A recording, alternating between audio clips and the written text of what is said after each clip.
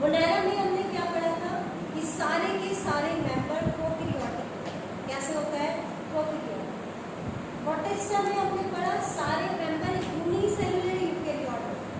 तो इसका मतलब फंगाई, प्लांटे और एनिमेलिया, इनके अंदर कैसे मेंबर आएंगे, मल्टी सेलुलर। और कैसे है, यूकैरियोटिक, मल्टी सेलुलर है यूकैरियोटिक। जनरली तो मल्टी सेलुलर होता है, लेकिन इसका एक एग्जांपल है ईस्ट, वो कैसा है, यूनिसेलुलर। ईस्ट हर जगह पे आपको एक सेक्टर में मिलेगा। यूनिसेलुलर फंगाई कौन सा है, ईस्ट। इसकी बॉडी एक सिंगल सेल से बनी, किससे बनी हुई है, सिंगल सेल। ठीक है, तो ये जो ऑर्गेनिज्म है ये मल्टी सेलुलर यूकैरियोट का किंगडम है आपका।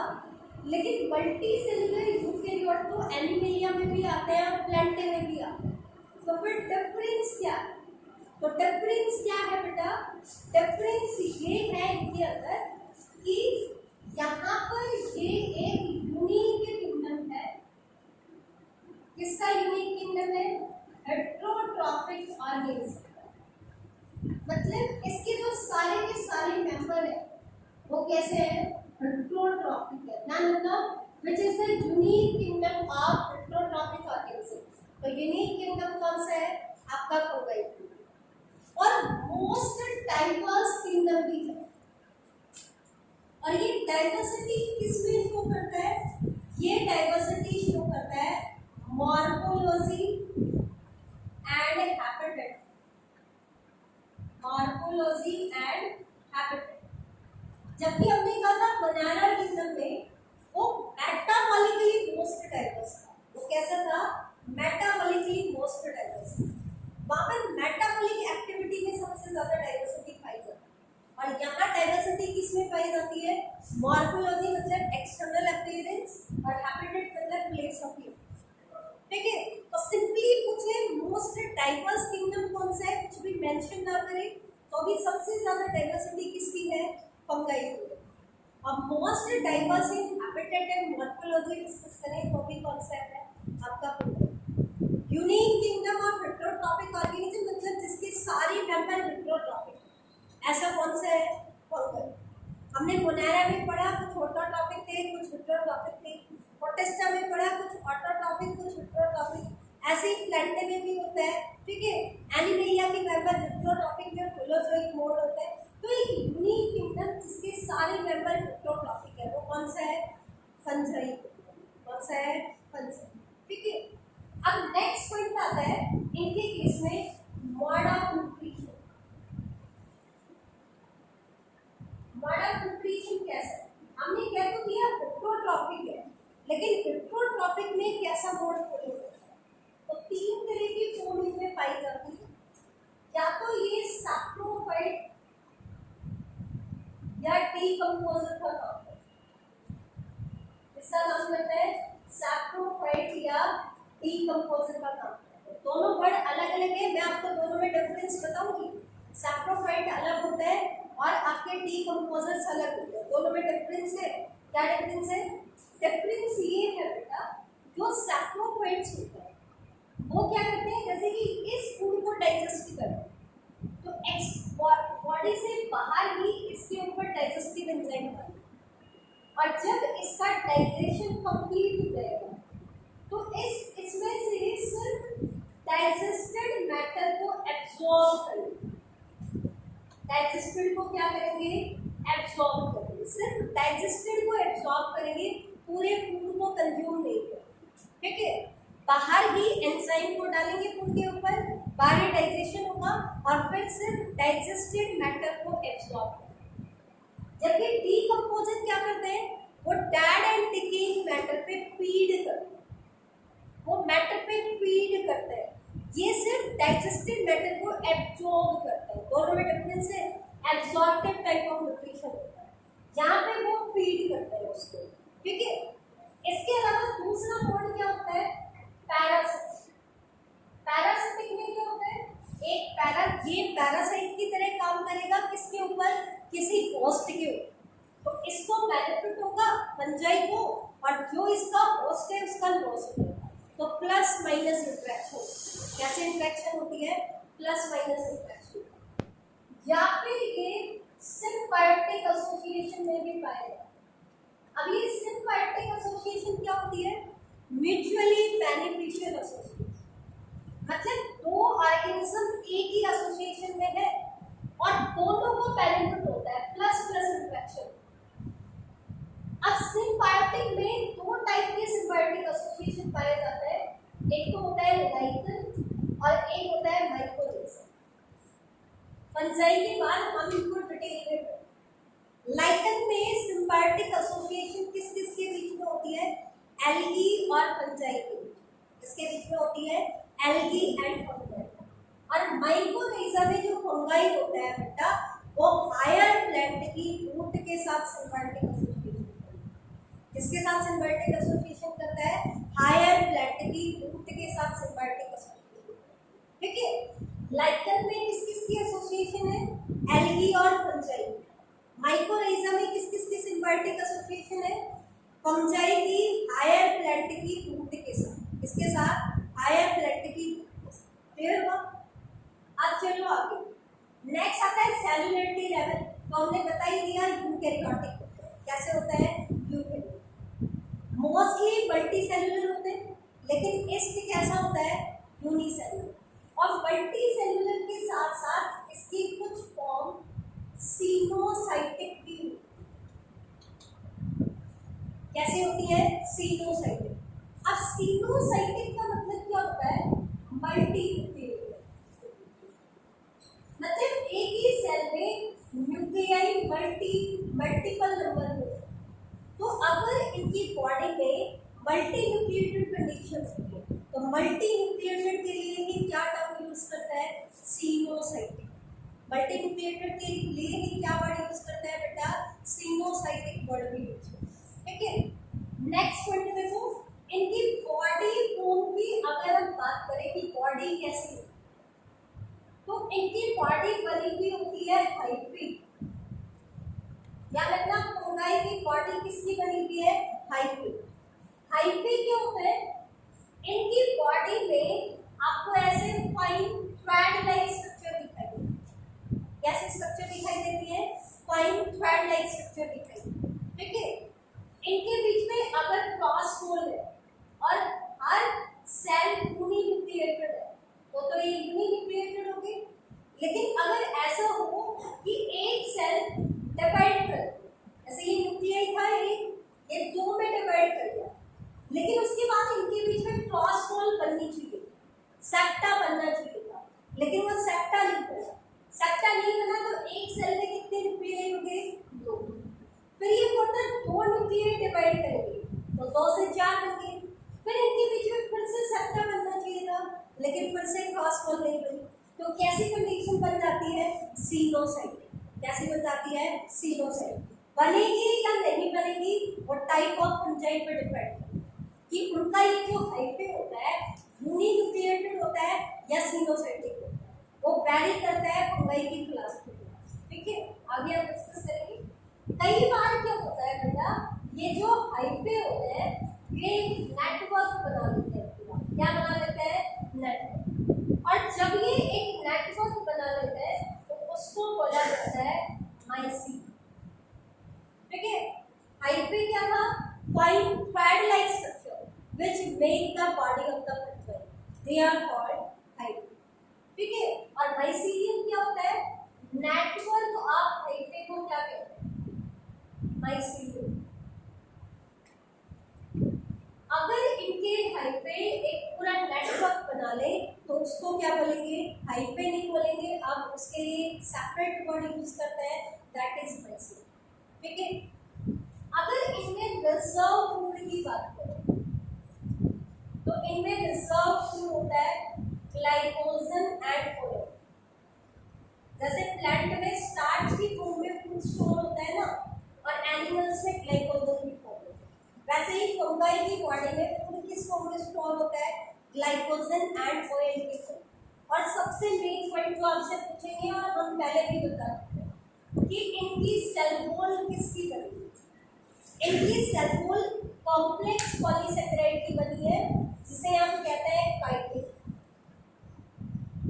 काइटिन को ही फंगल सेलुलोज भी बोलते हैं, लेकिन बेटा ये सेलुलोज नहीं है, ये फंगाई की कॉल में वही रोल प्ले करता है जो प्लांट्स में सेलुलोज। ठीक है, इसलिए इसको क्या बोल दिया गया, फंगल सेलुलोज। क्या बोल दिया गया, फंगल सेलुलोज। क्लियर हो गया सबको, समझ आए, कोई डाउट? चले फिर आगे। अब हम आते हैं फंजाई के क्लासिफिकेशन के ऊपर। फंजाई का जो क्लासिफिकेशन किया जाता है वो किसके बेस पर किया जाता है, टाइप ऑफ माइसीलियम, कि इनका माइसीलियम कैसा है, ब्रांच्ड है, अनब्रांच्ड है, सेप्टेट है या नॉन सेप्टेट है। नॉन सेप्टेट मतलब मल्टी न्यूक्लिएटेड होगा, कैसा हो जाएगा, मल्टी या एसेप्टेट भी बोल देते हैं इसको। ठीक है, तो टाइप ऑफ माइसीलियम के बेस पर type of spore produce, spore कैसा बनता है, और फ्रूटिंग बॉडी के बेस। फ्रूटिंग बॉडी क्या है, ये एक ऐसी स्ट्रक्चर है जिसके अंदर या जिसके तक स्पोर की फॉर्मेशन होती है। किसकी फॉर्मेशन होनी है, स्पोर की फॉर्मेशन। ठीक है, तो इसको बोला जाता है फ्रूटिंग बॉडी। क्या बोला जाता है, फ्रूटिंग बॉडी। ठीक है, नेक्स्ट पॉइंट देखो, इन क्राइटेरिया के बेस पर फंजाई को हम 4 क्लासेस में डिवाइड करते हैं। 4 क्लासेस कौन कौन सी हैं, फाइकोमाइसीटीज,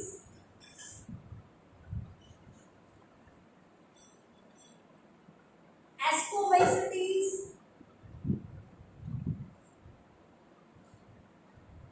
बेसिलियोमाइसीटीज,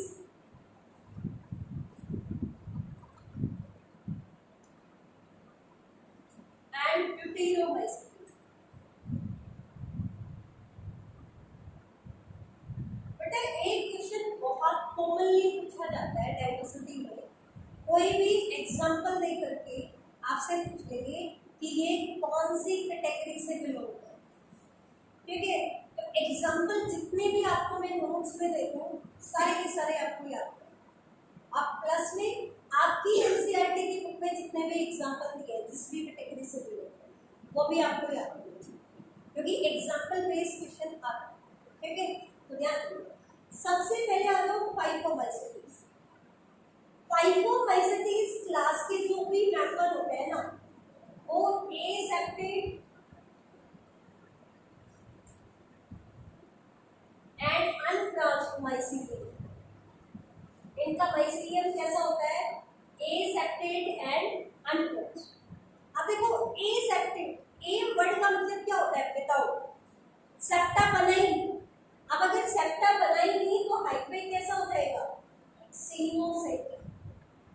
हाइफे कैसा हो जाएगा, सीमोसाइटिक। मल्टी न्यूक्लिएटेड कैसा हो जाएगा, मल्टी न्यूक्लिएटेड सीमोसाइटिक। क्लियर हो, समझ आई कि नहीं आई? तो ये इकलौती क्लास है जिसके अंदर माइसीलियम जो होता है वो एसेप्टेट और अनब्रांच्ड। बाकी तीनों क्लासेस में माइसीलियम कैसा होता है, सेप्टेट एंड ब्रांच्ड। तीनों में से इसका भी ऐसा ही और इसका भी ऐसा। तीनों में सेप्टेट एंड ब्रांच्ड होता है, मतलब जैसे ही न्यूक्लियर डिवीजन होगा उन न्यूक्लियाई के बीच में सेप्टा बन जाएगा। सेप्टा मतलब क्रॉस रोड, जो उनको बिल्कुल 2 पार्ट्स में डिवाइड है। इसलिए हाइफे की हर सेल यूनिन्यूक्लिएटेड होती है, तो इनमें सीमोसाइटिक कंडीशन नहीं है।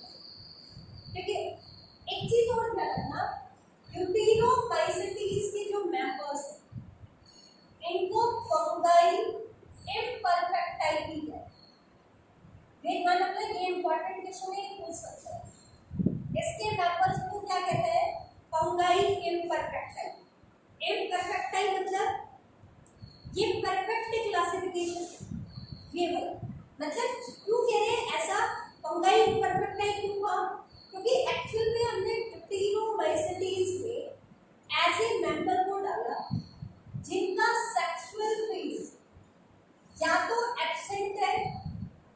फिर अननोन है, ठीक है, या तो हमें अभी तक पता नहीं चला, या हो सकता है इनमें सेक्सुअल रिप्रोडक्शन होता ही नहीं, ठीक है।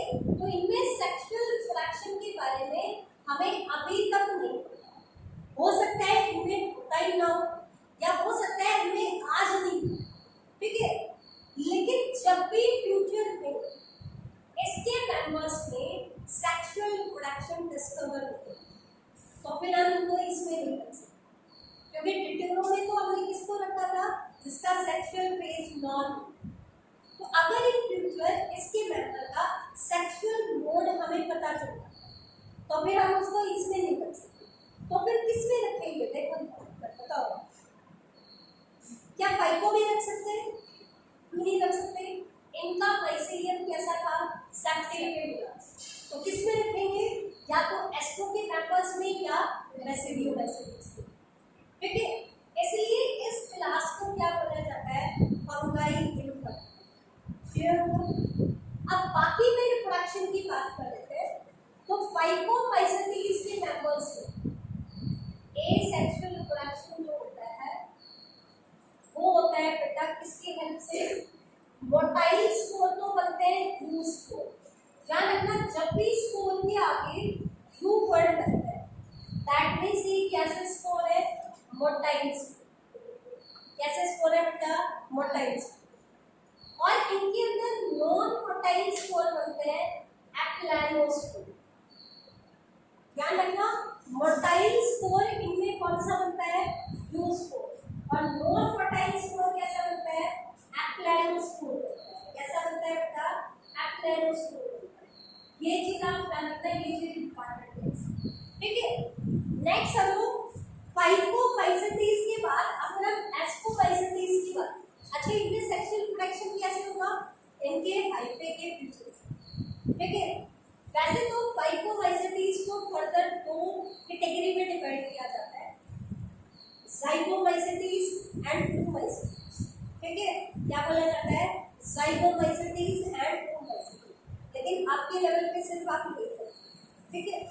दूसरा देखो, एस्कोमाइसेटिस के जो मेंबर है ना बेटा, इनमें क्या है, इनकी जो एसेक्सुअल स्पोर है उनका नाम क्या है, कॉर्निडिया।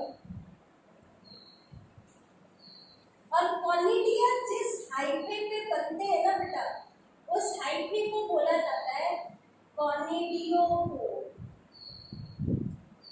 जिस हाइफे के टिप के ऊपर जाकर के आपके कॉर्निडिया बनेंगे, जिस हाइफे के टिप पे जाकर के आपके कॉर्निडिया बनेंगे, उस हाइफे को क्या बोला जाता है, कॉर्निडियोफोर। और इन स्पोर को क्या बोला जाता है, कॉर्निडिया, ठीक है। और ये स्पोर कैसे बनते हैं, देखो कैसे बनेंगे, जैसे यहाँ कॉर्निडिया बने तो ये बॉल इनकी ऐसे कॉन्स्ट्रिक्ट करें और कॉन्स्ट्रिक्शन से बनते हैं, मतलब स्पोर कैसे बन रहा है, एक्सोजीनसली बन रहा है, सरफेस पे बन रहा है। कहाँ बन रहा है, सरफेस पे बन रहा है। और इनके अंदर जो सेक्सुअल स्पोर बनते हैं उनका नाम है एस्कोस्पोर। उनका नाम क्या है, एस्कोस्पोर, ठीक है। सेक्सुअल स्पोर कौन से हैं, एस्कोस्पोर, क्लियर हो गया, ठीक है। तो एक चीज ध्यान रखना, इनके जो एस्कोस्पोर बनते हैं वो एंडोजीनसली, एंडोजीनसली बनते हैं। तो ध्यान रखना, एक ऐसी फंजाई की क्लास जिसके एसेक्सुअल स्पोर एक्सोजीनसली बन रहे हैं और सेक्सुअल स्पोर एंडोजीनसली बन रहे हैं, ऐसी क्लास कौन सी है, एस्कोमाइसेटिस। कौन सी है बेटा, एस्कोमाइसेटिस, क्लियर हो गया। बैसिडियोमाइसेटिस की एसेक्सुअल स्पोर अभी तक नॉन हुई, ठीक है।